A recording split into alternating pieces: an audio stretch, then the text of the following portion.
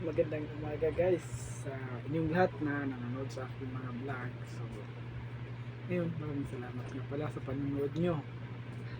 So, gusto nyo ma-shoutout, comment kayo sa mga videos ko. So, ngayon guys, for this video guys, magre-review tayo ng product.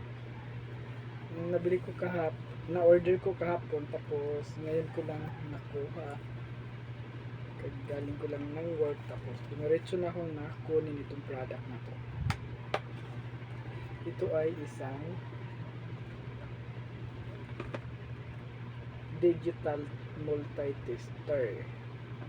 So, ibig sabihin nito ay tester ito ng mga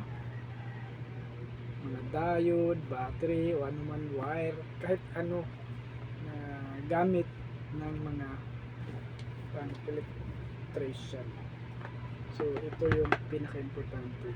Kasi yung dati kong multi-tester, ito naging abnormal function siya eh.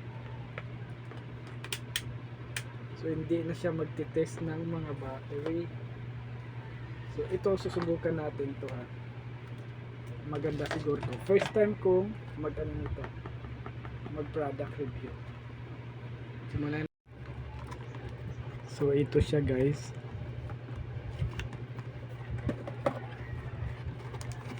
So, napakamura lang nito guys. Sa marketplace ko lang to na order, nabili. So, ito yung battery niya. Ito naman yung dalawang wire niya.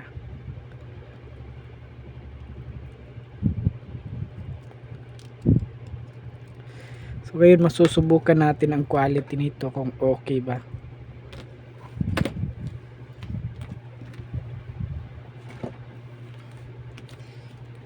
So, hindi ko ito nasubukan doon sa binilhan ko kasi nagmamadali ako dahil sa antok ko. Panggabi kasi yung work ko. So, ngayon masusubukan natin to kung gagana ba.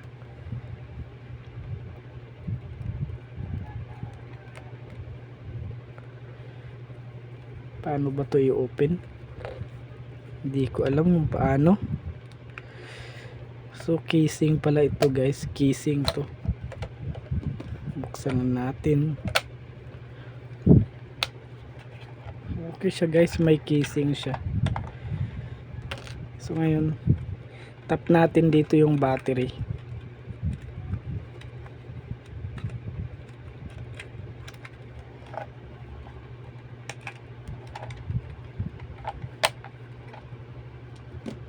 So ganito lang siya guys.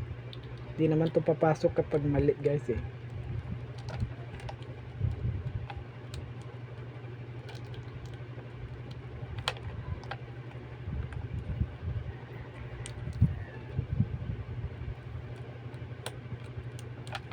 Yan, ganyan. Tapos pasok nyo lang ng pagganyan.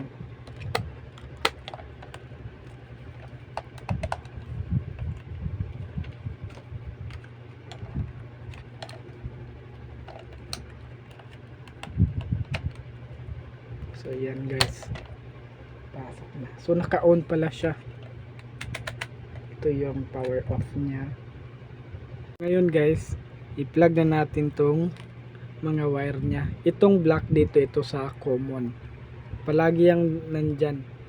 Hindi nyo ito ilalagay kung saan saan. Dito lang yan sa common. Plug natin yan dyan. Tapos, ito namang red, itong pula, dito yan dito sa voltahe o sa milliampere. So yan. Dyan yan. Kasi battery yung ititest natin eh. So ganyan guys. Palagi nyong tandaan. Pag battery o ano yung gagamitin nyo, dito kayo sa voltmeter o milliampere. Dyan nyo ilalagay ang red. So ngayon subukan na natin. So ngayon guys, ititest natin itong 12 volts na battery. Lagay lang natin dito sa 20 volts. Kita nyo ba guys?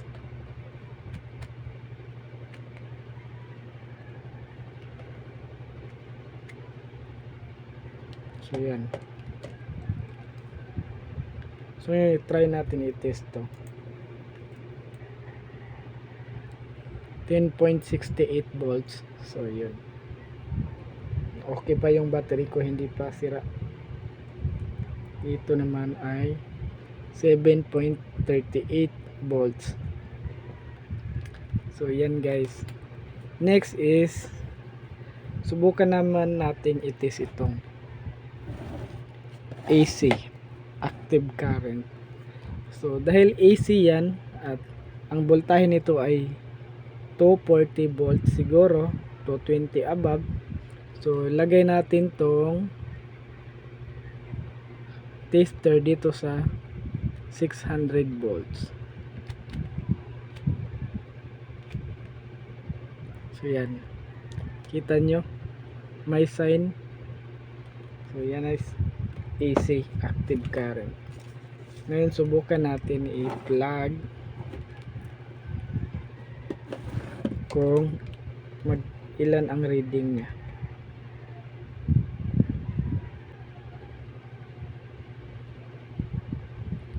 2.33 talaga guys.